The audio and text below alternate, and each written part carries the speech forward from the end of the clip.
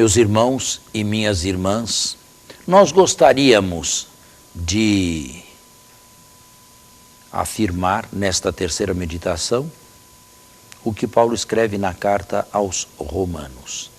Pecaram e estão privados da glória de Deus. O Evangelho, para Paulo, não é uma mensagem de Deus a seres humanos bondosos, dignos, de boa vontade, de boa índole, mas veio exatamente retirar-nos do esterco do lixo em que a humanidade inteirinha se colocou. Na meditação anterior, nós procuramos examinar os conceitos chaves com que Paulo trabalha o ser humano.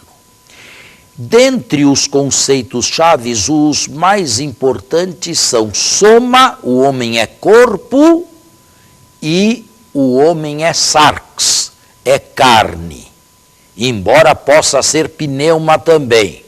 Isto é, corpo agindo ao redor e, sobretudo, socialmente.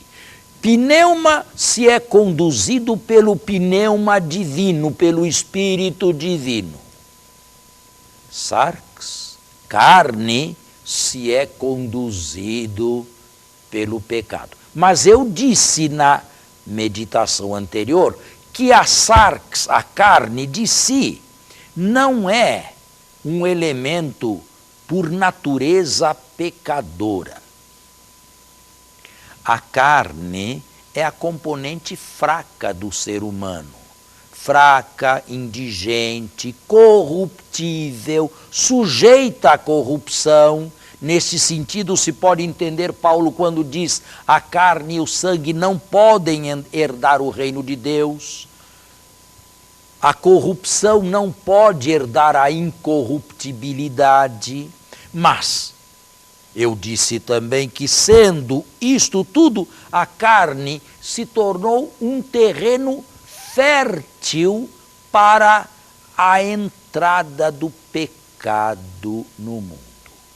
E Paulo, na carta aos Romanos, sobretudo nos capítulos 2º, 3º e 5º, tem como pano de fundo o livro do Gênesis e, sobretudo, Gênesis capítulo 2º e capítulo 3º. Os autores do Gênesis, sobretudo os do 2º e 3º capítulo, autores não sacerdotais, o antigo javista, não se preocuparam em justificar ou explicar como foi que o pecado entrou no mundo. É uma realidade misteriosa esta. Simplesmente apresentam Eva e a serpente como se as duas se conhecessem de longa data e uma não precisasse se identificar a outra, dizendo a que veio e com que finalidade.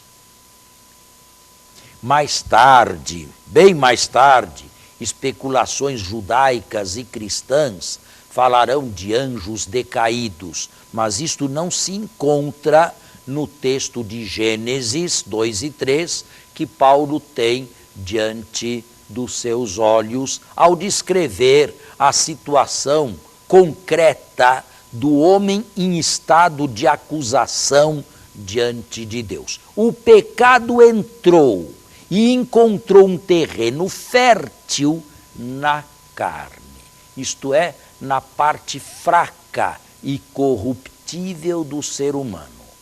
E tendo se instalado na carne, nesta parte fraca e corruptível do ser humano, transformou o ser humano em carnal.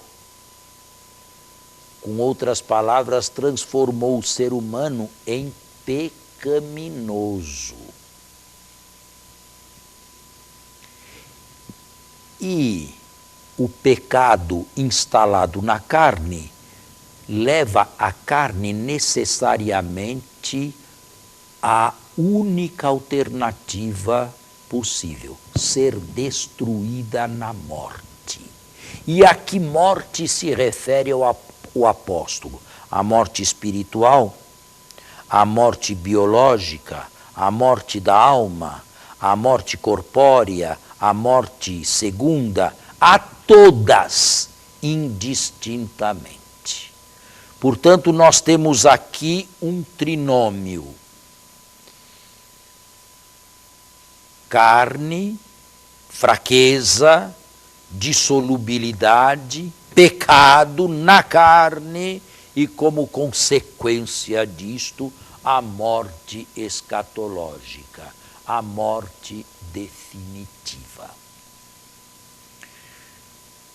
Nós podemos, neste momento, imaginar o seguinte. E Paulo, de certa maneira, se refere a isto no capítulo 7º da carta aos Romanos. Outrora, sem lei eu vivia. Claro, Deus, ao criar o ser humano, o homem e a mulher, criou seres limitados, seres que são criaturas, que têm limites, que não são deuses, que devem receber de um outro, de Deus, a sua própria realização. Mas é evidente que estes seres humanos tinham que observar a vontade de Deus. Só que nós podemos dizer que antes do pecado, se é que se pode usar esta terminologia cronológica como estou usando, a vontade de Deus, embora fosse sim vontade de Deus, estava connatural ao ser humano, que fez o pecado, que no texto altamente mitológico do livro do Gênesis vem incorporado na serpente. O que fez o pecado? O pecado penetrou, não sem o consentimento do ser humano, penetrou na sua própria carne e, penetrando o pecado na carne, lançou para fora aquilo que era connatural, ou seja, a vontade de Deus. E o homem que estava plenamente unido à vontade de Deus e realizava a própria vontade também, fazendo a vontade de Deus, agora se vê partido e dividido. Por quê? Vê duas vontades dissociadas. A vontade de Deus colocada para fora dele e exteriorizada numa lei, e a vontade dele na própria carne do pecado, que não se identifica mais com a vontade de Deus. O que acontece com o homem em estado de acusação para Paulo? Ele é um homem dividido. Eu estou simplesmente tentando levar mais a fundo a meditação anterior. O que é o homem carnal? O homem carnal é um homem dividido, internamente dividido, interiormente dividido. Ele tem uma vontade e Deus tem outra vontade. Ele quer uma coisa e Deus quer outra coisa para com ele. Ele afirma que a sua realização, que a sua felicidade está lá, nesta direção, e Deus lhe afirma o contrário, não está aqui, está nesta. Mas Deus o faz agora através de uma lei externa, de uma lei que não está mais dentro dele.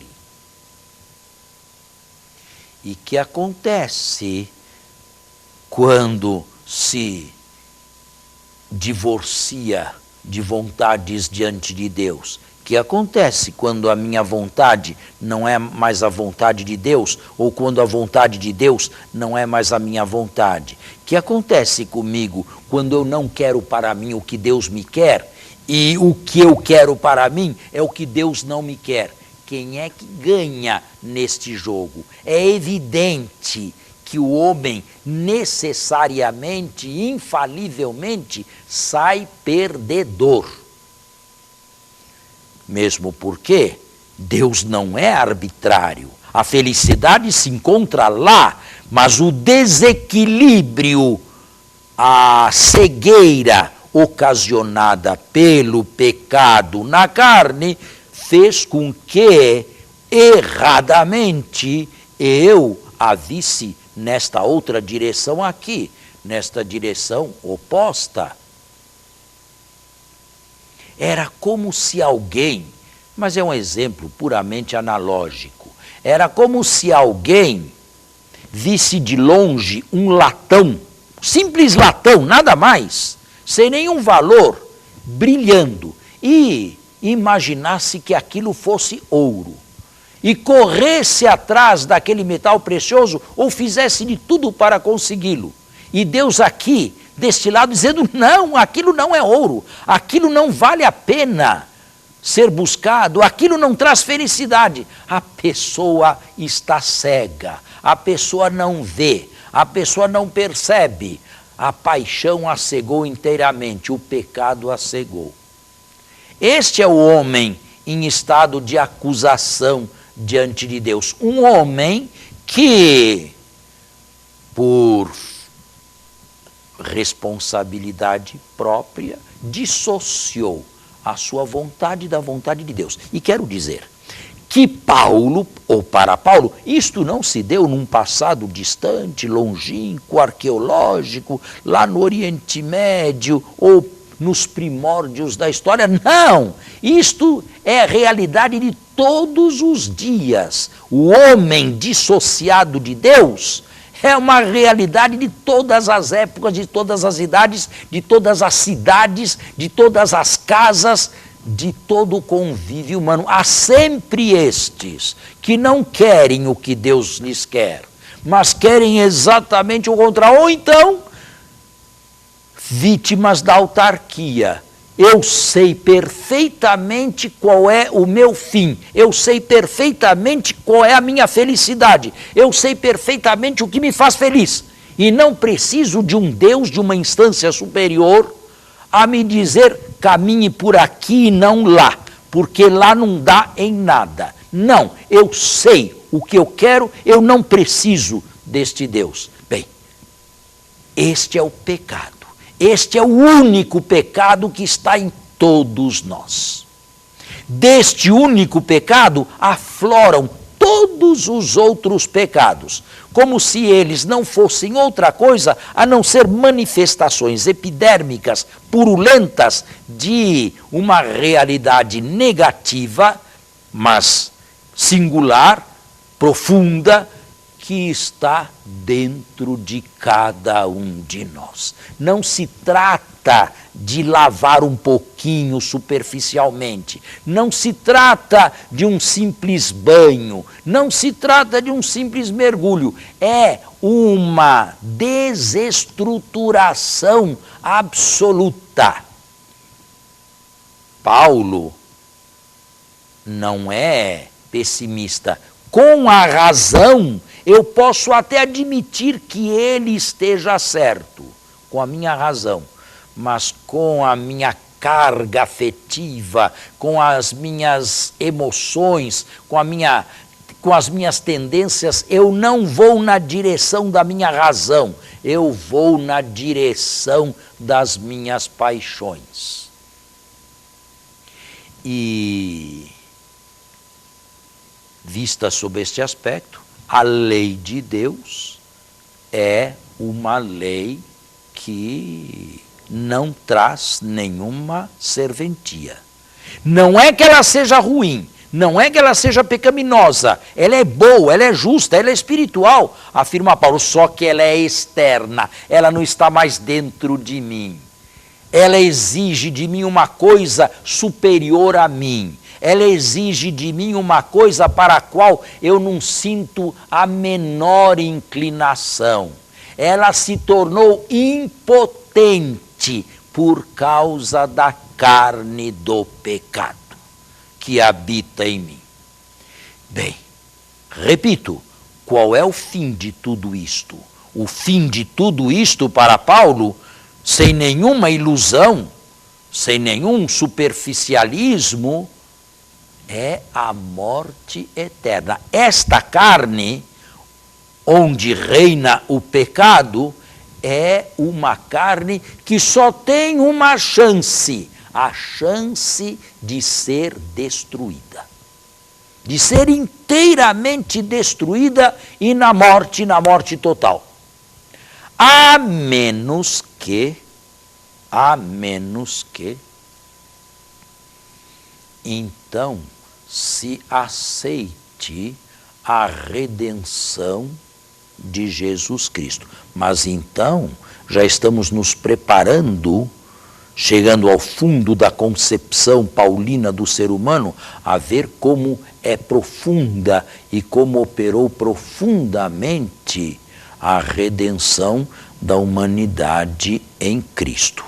Por nós mesmos, são palavras de Santo Agostinho, vivemos mal, vivemos de mal a pior, acrescentamos pecados a mais e mais pecados todos os dias, não caminhamos segundo Deus, somos carnais não espirituais, e o telos, o desfecho de uma vida assim, só pode ser a morte absoluta, a morte total, o total desaparecimento do Deus vivo, a distância mais absoluta entre Deus e aquele que com o pecado fez causa comum. E fica claro o que eu gostaria de dizer já no final. Estas coisas não aconteceram, elas acontecem e se repetem monotonamente todos os dias. Todos os dias existem homens que vivem em estado de condenação diante de Deus e acrescentando males a outros males, pecados a outros pecados, desfigurando-se cada vez mais ao longo de uma única vida que não será mais repetida. Uma pessoa destas, caminha inexoravelmente para a própria morte. Uma pessoa destas é uma pessoa que semeia a própria morte e morre juntamente com a sua sensualidade, juntamente com a sua soberba, morre juntamente com a sua autarquia, morre juntamente com a sede de poder. É o ponto final disto. Basta, amém, para sempre. A outra possibilidade, a única possibilidade é, segundo Paulo, aceitar a redenção de Jesus Cristo. Ou seja, aceitar que as minhas mortes, aquelas mortes que eu produzi em mim mesmo e que me levam à morte eterna, entre em contato, mas já estou me antecipando, entre em contato com a única morte salvífica de Jesus. E se eu permitir que a única morte salvífica de Jesus, o único que não morreu, pecador, embora tivesse uma carne semelhante à do pecado, se eu permitir que a morte dele entre nas minhas mortes, se eu permitir que a morte dele dissolva as minhas mortes como um detergente poderosíssimo, se eu permitir que as minhas mortes, ao contato com a sua morte, na obediência, no amor, na caridade, se cancele inteiramente, se eu permitir que a sua morte de Cristo se imprima profundamente em mim com a graça do Espírito Santo, então eu posso esperar que morrendo não mais a minha morte, mas a morte dele, de Cristo em mim, que eu tenha o fim dele. E que então Deus, no ato da minha morte e para além dela, me refaça a sua imagem e semelhança. Mas eu disse, com estas últimas palavras, nós já estamos antecipando o que gostaria de meditar e aprofundar na próxima meditação. Fiquemos, por enquanto, nesta.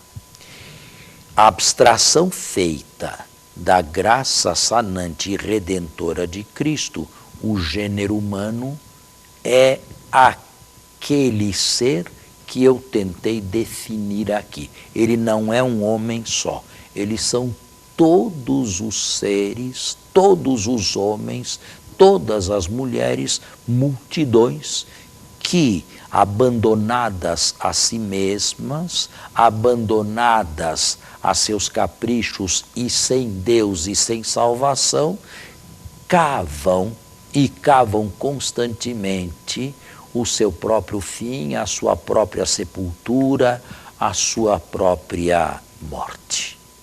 Não há outra alternativa, tertium non datur. Ou se morre a própria morte, fruto de todas estas escolhas desastradas, ou se morre a morte de Cristo, permitindo que a morte dele se una e destrua as nossas mortes, e então poderemos esperar para nós o fim dele. Paulo estava perfeitamente persuadido disto, e era por causa disto que corria, que andava, que viajava, que sofria. Ele não tinha o que alguns teólogos e comentaristas têm hoje em mente, que todo ser humano, de uma maneira ou de outra, se salva, que salvação não é o problema mais importante da humanidade, que existem outros problemas mais prementes, como a fome, a miséria, as doenças. Não.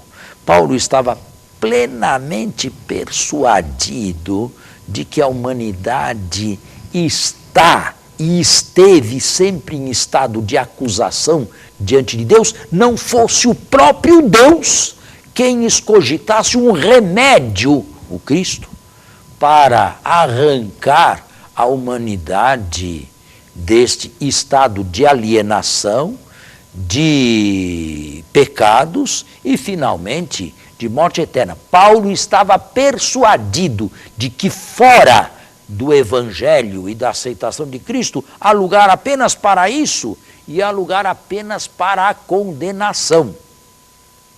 E eu acredito que a igreja novamente tenha que voltar a Paulo. Não interessa e não nos importa saber o número dos que são salvos ou dos que não são salvos. Isto é uma curiosidade que Deus não revela a nenhum de nós. Mas também não acredito que venha de Deus este pensamento moderno. De uma forma ou de outra, todos se salvam. De uma forma ou de outra, todos vão a Deus. Não.